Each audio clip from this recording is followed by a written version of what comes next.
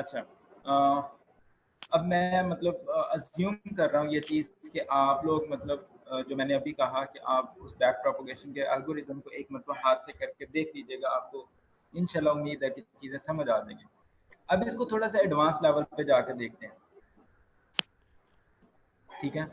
Advance level पे क्या है, अंडरस्टैंडिंग ऑफ कन्वोल्यूशंस। सबसे पहले कि कन्वोल्यूशन न्यूरल नेटवर्क जो CNN के नाम से मतलब बड़ा फेमस है, एक एल्गोरिदम, वो कैसे काम करता है, कन्वोल्यूशन एक्चुअली होती क्या है, कन्वोल्यूशन न्यूरल नेटवर्क क्या होता है, उसका बिल्डिंग ब्लॉक कैसे बनता है, and then finally we will try to look into an example कि कन्वोल्यूशन न्यूरल नेटवर्क अपने आप को इटरेटिवली अपडेट कैसे कर रहा होता है, या उसका आर्किटेक्चर आप कैसे बिल्ड कर सकते हैं खुद से, ठीक है।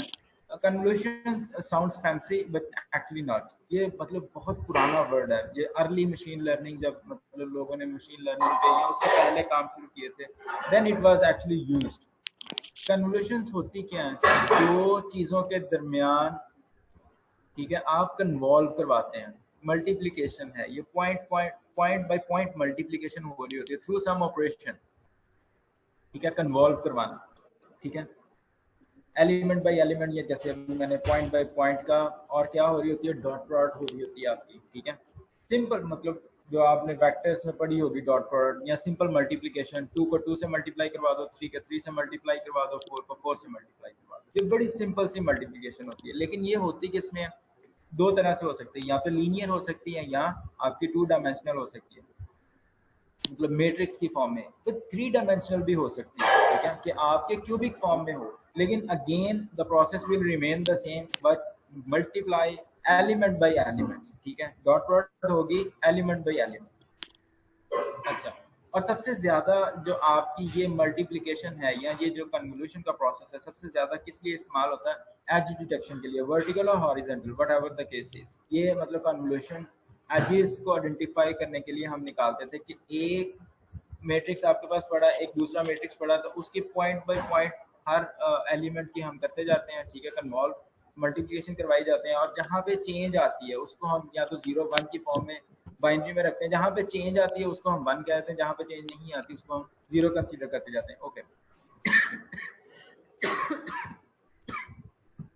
अच्छा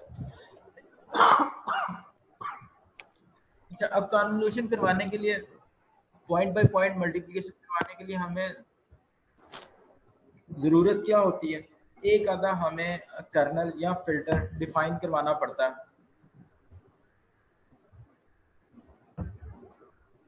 कि आप, हम अज्यूम करते हैं ये हमारा क्या है, ये इमेज है, लेट्स सपोज ये इमेज की हमारे पास डिजिटल रिप्रेजेंटेशन है।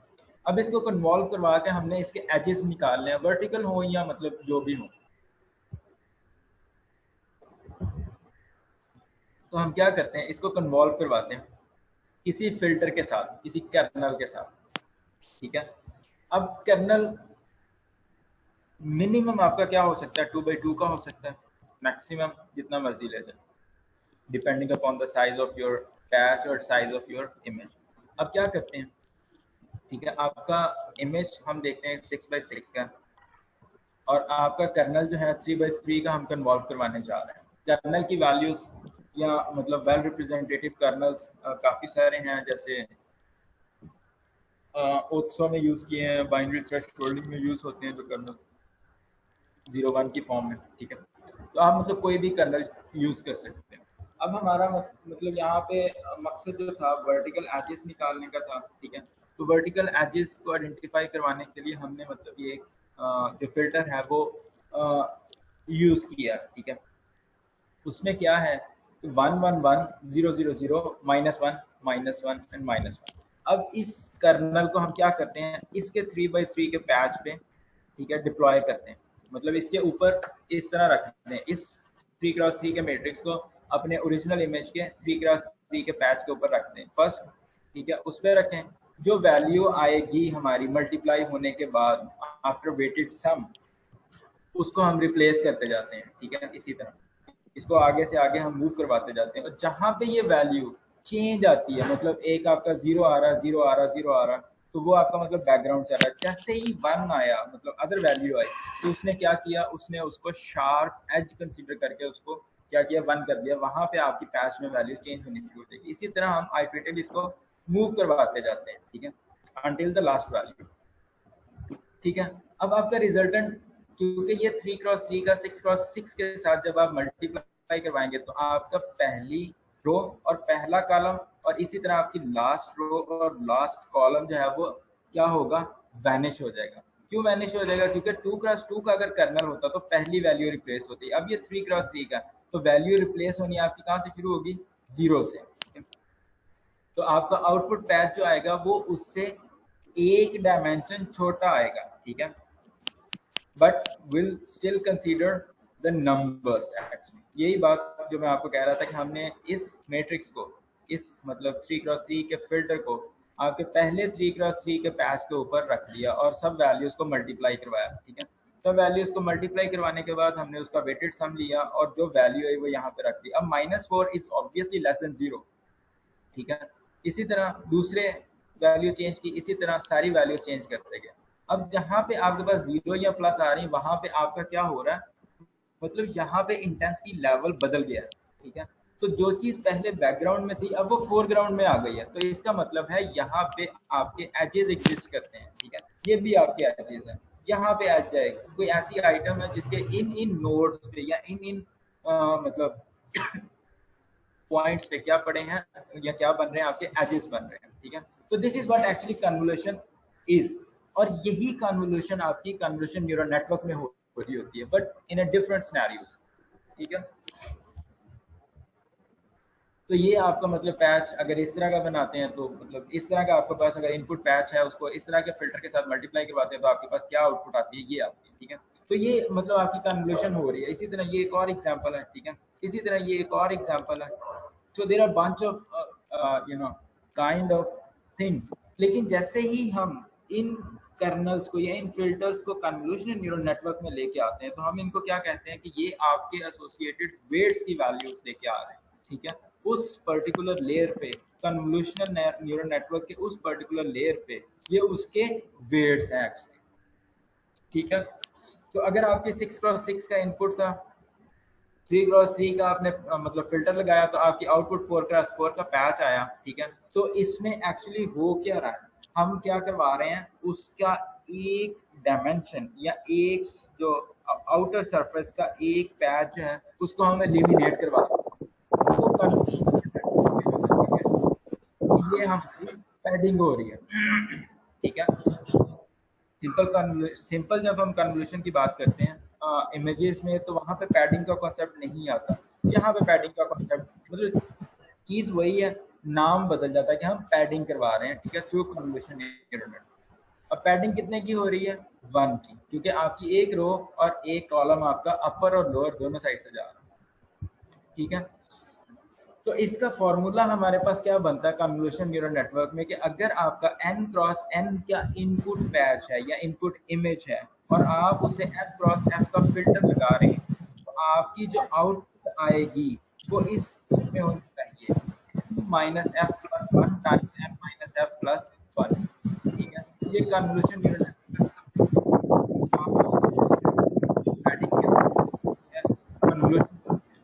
या कन्वोल्यूशन।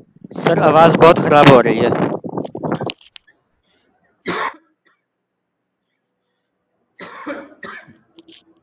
ठीक हो क्या? अब ये मतलब इतना भी आसान नहीं है। पैडिंग की आम जो डेफिनेशन हमारी जुबान में कही जाती है ये कन्वोल्यूशन हम अपनी इनपुट को श्रिंक करवाते आ रहे हैं, छोटी करवाते आ रहे हैं। अगर आपका इनपुट 10x10 का था, 3x3 का पैड मतलब आपने फिल्टर लगाया तो आपकी आउटपुट कितने बाई कितने की आनी चाहिए, 10 - 3 7 + 1 8, 8 टाइम्स 8 की आपकी आउटपुट आएगी, ठीक है। तो आप क्या करते जा रहे हैं, हर कन्वोल्यूशन लेयर पे उसके साइज को श्रिंक करते जा रहे हैं, छोटा करते जा रहे हैं, ठीक है। यही थ्योरी है बस कन्वोल्यूशन न्यूरल नेटवर्क में। अच्छा, पैडिंग में हम एक तो ये है कि हम श्रिंक करवा रहे हैं। अच्छा, पैडिंग अदर वे अराउंड भी हो सकती है, 0 पैडिंग, 1 पैडिंग, 2 पैडिंग, 3 पैडिंग। अच्छा, उसमें क्या हो रहा था कि हम पैच को बढ़ाते जा रहे हैं, हम बढ़ा रहे हैं, ठीक है। Padding means adding rows and columns of dummy values. अब हम पैड एक तो था श्रिंक करवाने के लिए, अब हम एडिंग में भी जा रहे हैं, ऐड भी करवा रहे हैं, ठीक है, पैडिंग से। अब इस पे जब आप फिल्टर लगाएंगे, ठीक है, ये आपका इनपुट इमेज बना, इस पे फिल्टर लगाएंगे तो ऑब्वियसली जीरोस की वैल्यूज भी कुछ आनी शुरू हो जाएंगी, ठीक है। तो हम क्या कर रहे हैं, अगर आपको सिंपल आर्किटेक्चर अभी याद हो, जिसमें मैंने कहा था कि आपकी जो हिडन लेयर है या तो वो छोटी हो सकती है, या वो बराबर हो सकती है, या वो क्या होती है, बड़ी होती है। अगर आप जीरो पैडिंग करवा रहे हैं, जीरो पैडिंग मतलब 1 पैडिंग करवा रहे हैं, तो आपकी आउटपुट पे क्या होगा, कोई इफेक्ट आएगा कि नहीं आएगा, नहीं आएगा, क्योंकि एक रो यहाँ से एलिमिनेट होगी, एक रो यहाँ से एक कॉलम यहाँ से एलिमिनेट होगा, मतलब अपर और लोअर दोनों साइडों से और वर्टिकल एजेस से एक एक आपकी रो एलिमिनेट हो रही, तो आपके पास क्या होगा, ओरिजिनल इमेज आ जाएगी, बट स्टिल पैडिंग हुई है। ठीक है। अच्छा, 6x3 का 6x6 का इमेज था, 3x3 का फिल्टर लगाया और उस पर जीरो पैडिंग की हमने, ठीक है, तो वो 8x8 का हो गया, फिल्टर आपका सेम रहा, आउटपुट आपकी कितनी आई, 6/6 की, फॉर्मूला वही है, n-f+1 टाइम्स n-f+1, ये फॉर्मूला याद कर लें, रट लें, ठीक है। अब देखें पैडिंग आप जितनी करवाते जाएंगे, पैडिंग के हिसाब से आपका फार्मूला क्या होगा, सॉरी फार्मूला नहीं, क्या होगा, आपकी आउटपुट जो है वो चेंज हो जाएगी अगर जीरो पैडिंग हो, ठीक है। आपका इनपुट हो n×n मतलब 10 टाइम्स 10 है, फिल्टर आपका 3x3 का है, पैडिंग आपने करवाई जीरो की, मतलब कोई पैडिंग नहीं है, तो n10 plus 2 times 0 minus 3 plus 1 कितना आया, ठीक है, 10 माइनस 3 7 प्लस 1 8 टाइम्स 8। अब आप यहाँ पे पैडिंग 1 की करवा दें, ठीक है, मतलब आपने एक रो और एक कॉलम ऐड करवाया, तो आपका इनपुट 10 की थी, ठीक है, आउटपुट कितनी फिल्टर 3 का था, पैडिंग 1 थी, n+2 10+2 12 माइनस 3 9 प्लस 1 10, तो जितना आपका ओरिजिनल इमेज का साइज था, एक पैड करवाने के बाद padding, if you are going to add 1 padding, ठीक है, तो आपका इनपुट और आउटपुट का साइज क्या हो गया, बराबर हो गया। इसका मतलब है कि आपके हिडन लेयर, जो आपकी पहली हिडन लेयर है या दूसरी या तीसरी, जोन से भी हिडन लेयर है, उस पे आपकी जो आउटपुट जनरेट हो रही है वो इक्विवेलेंट टू द इनपुट हो रही है, ठीक है। इसका मतलब है कि आपके इनपुट पे या इनपुट लेयर पे जितने भी नोड थे, हिडन लेयर पे भी उतने ही नोड है, मतलब आर्किटेक्चर का साइज सेम है with respect to the number of nodes. इसी तरह अगर आप पैडिंग बढ़ा रहे हैं, पैडिंग 2 कर रहे हैं, कि पैडिंग 2 करें अगर, तो 10+4 14 माइनस 3 11 प्लस 1 12। अब पैडिंग क्या हो, पैडिंग 2 करवाने से क्या हुआ कि आपके हिडन नोड्स बढ़ गए हैं इनपुट से, ठीक है, तो आपका आर्किटेक्चर क्या हो रहा है, स्पार्स बनता जा रहा है, ठीक है। अब जो equal number of hidden layers थे वो डेंस की फॉर्म में होता है आपका फुली कनेक्टेड कन्वोल्यूशन नेटवर्क, अब बढ़ता जा रहा है तो आप स्पार्स करते जा रहे हैं। इसी तरह अगर आप छोटा करते जाएंगे तो डेंस और मोर डेंसर होता जाएगा, मतलब उसके स्पार्स होता है और एक और होता है, मेरे जेहन से नाम निकल गया, एनीवेज मैं मैसेज कर दूंगा बाद में आपको, ठीक है। तो वो दूसरा आर्किटेक्चर बनता जाता है कि उसमें आप अपने इनपुट को, इनपुट की बेस पे आउटपुट को क्या करते जा रहे हैं, श्रिंक करवाते जा रहे हैं, छोटा करवाते जा रहे हैं, ठीक है।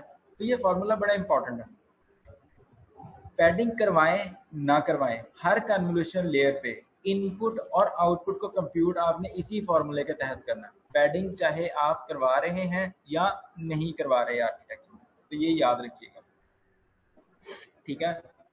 If no padding, valid convolution. If padding to keep the output size is the same as the input, the same convolution, ठीक है। अब बात आती है फिल्टर्स की। देखें फिल्टर मैंने पहले कहा 2x2 का भी हो सकता है, 3x3 का भी हो सकता है, 4 टाइम्स भी हो सकता है, 5 भी हो सकता है, 6 भी हो सकता है, 7 भी हो सकता है, कुछ भी हो सकता है, based on your input size, मतलब आपके इनपुट इमेज का जो साइज होगा उसके हिसाब से आप, जाहिर बात है, कुछ छोटा फिल्टर ही डिजाइन करते हैं, छोटे फिल्टर को इम्प्लीमेंट करना आसान होता है, कन्वॉल्व करवाना आसान होता है, एनीवेज। अब नॉर्मली जो हम जब कन्वोल्यूशन न्यूरल नेटवर्क या इमेजेस के बारे में जब हम बात करते हैं किसी भी आर्किटेक्चर की, जो डीप आर्किटेक्चर है, तो उसमें हम क्या करते हैं, हम नॉर्मली जो आपका फिल्टर होता है उसको ऑड लेके आते हैं, उसको इवन नहीं लेके आते हैं। ये मैं आप पे छोड़ रहा हूँ, ये आप लोग मुझे एज अ होम रीडिंग बताइएगा, ग्रुप में मैसेज कर दीजिएगा चाहे, कि why we not go for the even filter usually, ठीक है। हम मतलब ऑड फिल्टर ही क्यों लेके आते हैं, 3x3 का क्यों लेके आते हैं, 5x5 का या 7x7 का या 9x9 का फिल्टर ही क्यों लेते हैं, हम इवन साइज का फिल्टर क्यों नहीं लेते, ठीक है। अच्छा, उसके बाद एक और कॉन्सेप्ट आता है आर्टिफिशियल न्यूरल नेटवर्क में या कन्वोल्यूशन न्यूरल नेटवर्क में, स्ट्राइड रेट, ठीक है।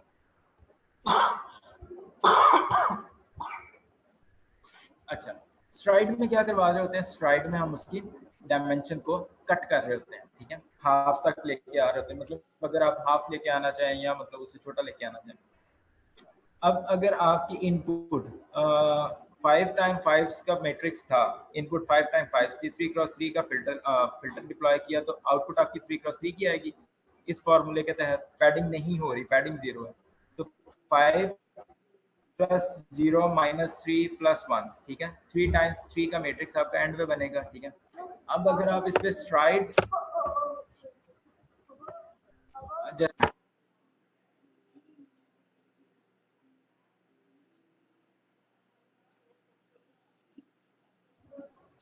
अच्छा, अगर आप स्ट्राइड करना चाहें, ठीक है, अब हमने बात की पैडिंग की और उसके बाद हम बात करते हैं कि अब वो सिनेरियो देखता है जिसमें हम या तो कन्वोल्यूशनल लेयर को इक्वली ट्रीट करवा रहे होते हैं कि हमारी इनपुट और हिडन लेयर का साइज एक जितना हो, ये दूसरा हम देख रहे थे कि हमारी इनपुट लेयर के साइज से हिडन लेयर का साइज बड़ा होता जाए, वो पैड करवाते जा रहे हैं। अब हम इसको छोटा भी करवा सकते हैं, हर लेयर पे हम इसको हाफ तक लेके आ सकते हैं, उससे भी छोटा लेके आ सकते हैं, based on the value that you assign to stride, ठीक है। तो स्ट्राइड क्या करती है, आपके इनपुट पैच को लेती है, उस पर फिल्टर डिप्लॉय करती है और फिर जितनी आपने स्ट्राइड रखी है उसके हिसाब से उस पैच को उतना ही वो क्या करती है, श्रिंक करती जा रही है, ठीक है। बट इफ वी यूज अच्छा, but if we use a stride rate for 2, ये आंसर आप मुझे करके बताइएगा कि अगर आप इस मतलब इमेज पे स्ट्राइड 2 यूज करें तो आपकी आउटपुट क्या आएगी या क्या इफेक्ट होंगे।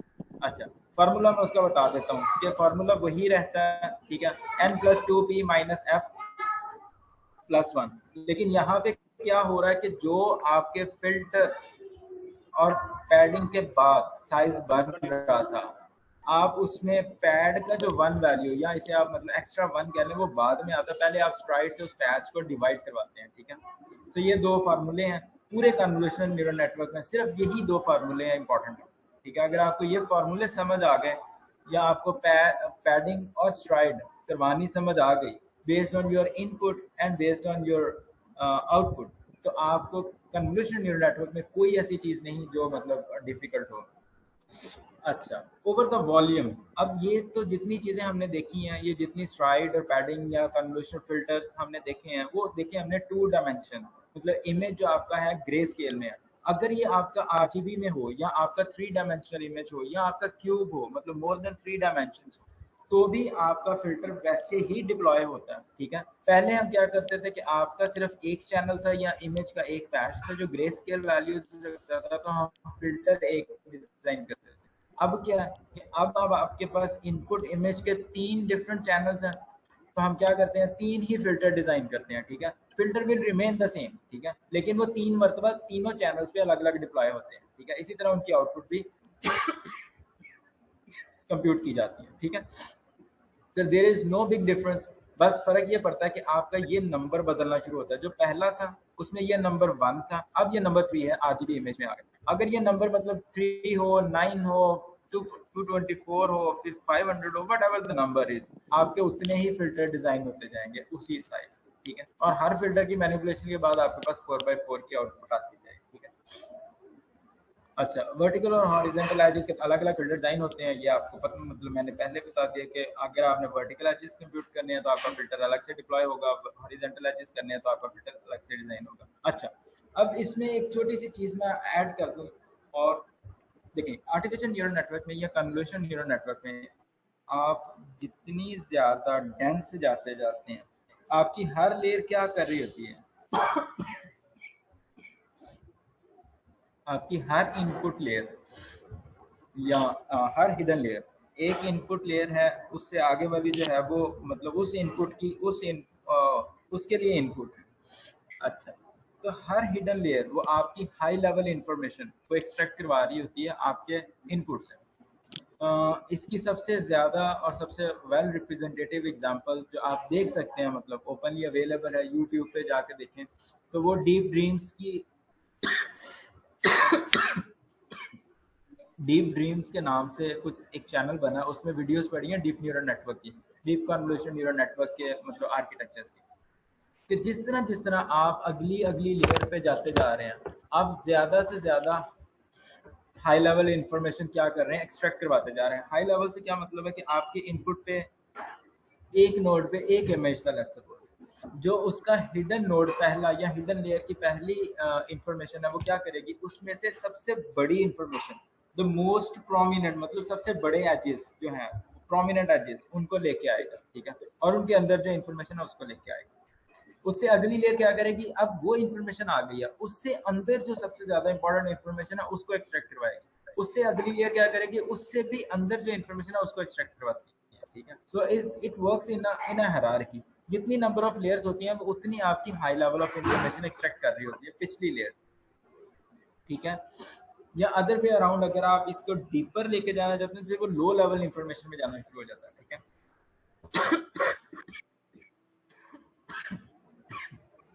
अच्छा, अब इसकी मतलब थोड़ी और थियरी देखते हैं। अब क्या हुआ, हमने क्या किया, हमारे पास इनपुट आई थ्री डायमेंशनल, जी अच्छा, थ्री डायमेंशनल इमेज थी हमारी।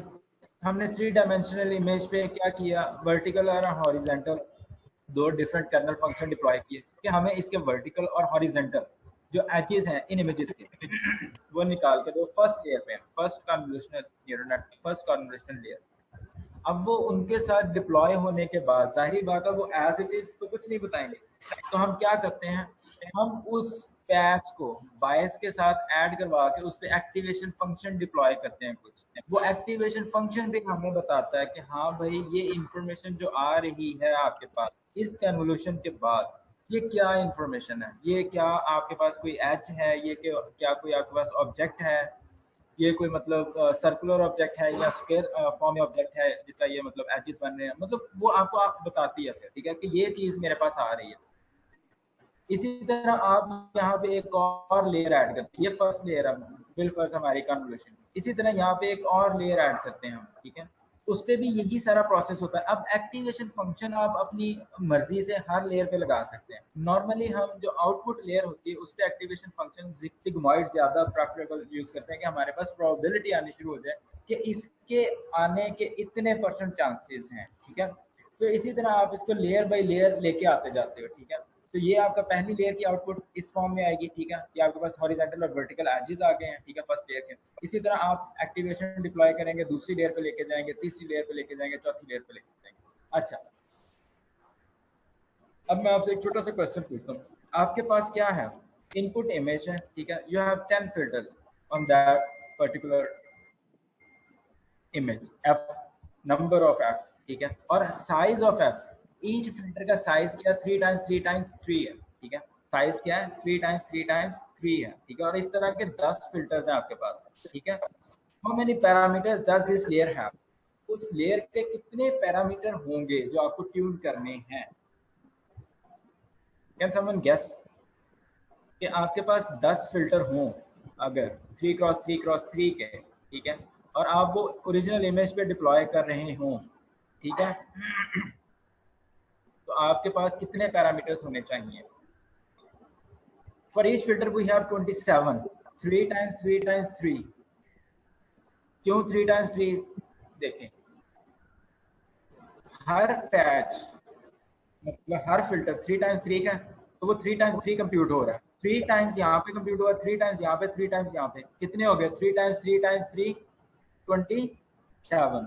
और एक उसमें क्या आ रही थी हमारे पास, +1 बायस, ठीक है, तो उसके टोटल पैरामीटर कितने हो गए, 27 + 1 28 पैरामीटर। अब वो एक फिल्टर के लिए हैं, तो कितने फिल्टर हैं हमारे पास, 10 फिल्टर, तो 10 को 28 से मल्टीप्लाई करें तो हमारे पास एक कन्वोल्यूशनल लेयर पे, पहली कन्वोल्यूशनल लेयर जो RGB इमेज के लिए आपने डिज़ाइन की है और उसमें आपने 10 फिल्टर दिए हैं, 10 फिल्टर्स डिप्लॉय किए हैं और हर फिल्टर का साइज 3x3x3 का है, तो आपके पास टोटल नंबर ऑफ पैरामीटर्स जो आएंगे कन्वोल्यूशन लेयर पे वो 280 पैरामीटर्स होंगे आपके, ठीक है। तो ये याद रखिएगा, मतलब ये छोटी छोटी चीज़ें हैं जो कि आपको मतलब काम देंगी जब आप कन्वोल्यूशन लेयर एक्चुअल में डिप्लॉय कर रहे होंगे, ठीक है। ये एक आपके पास मतलब फिगर आउट द डायमेंशंस, आप मतलब खुद से अज्यूम करने खुद से इन्हें आइडेंटिफाई करने की कोशिश कीजिएगा। L be the layer of CNN convolution neural network की कितनी लेयर्स हैं? एल लेयर्स हैं। F of L be the filter size, ठीक है, फिल्टर का साइज है एल के अकॉर्डिंगली, ठीक है। पैडिंग आप करवा रहे हैं हर लेयर पे, ठीक है। स्ट्राइड आप हर लेयर पे करवा रहे हैं, ठीक है। N C number of filters जो आपके हैं वो कितने हैं, ठीक है। इन सब की इंफॉर्मेशन अगर हो तो आपके input size, output size, each filter size, activation weights और बायस, मतलब इनकी डायमेंशंस कंप्यूट करने की कोशिश कीजिएगा, ठीक है। अच्छा,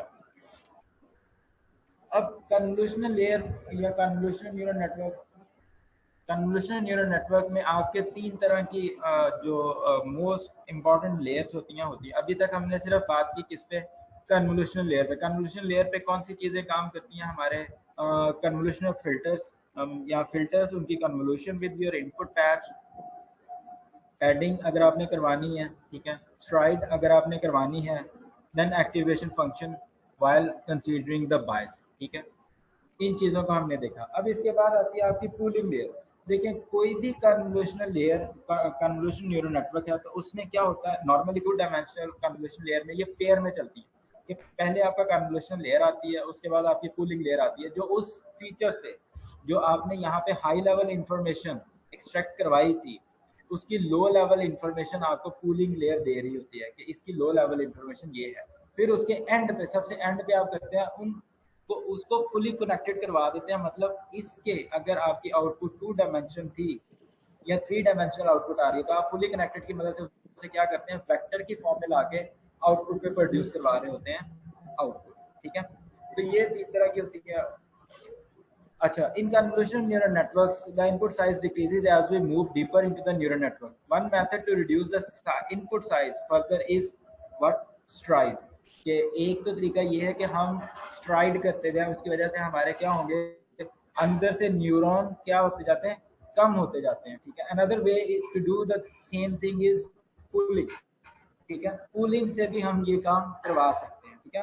यानी कि ये 2 तरीके हैं। अगर आपको आपके न्यूरल नेटवर्क में जैसे जैसे आप डीपर जा रहे हैं तो उसके साइज को नैरो डाउन करना है या श्रिंक करना है, ठीक है। तो या तो आप स्ट्राइक करवाते हैं या आप पूलिंग करवाते हैं, ठीक है।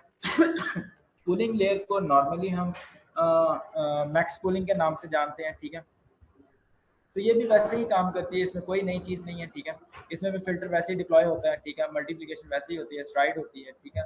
अब ये एक आर्किटेक्चर है, एग्जांपल है आपके पास कि आपके पास 9 फिल्टर्स का 32 का एक पैच पड़ा इमेज का, उस पर आपने 5 फिल्टर लगाए, एक मतलब स्ट्राइड एक ही की, ठीक है।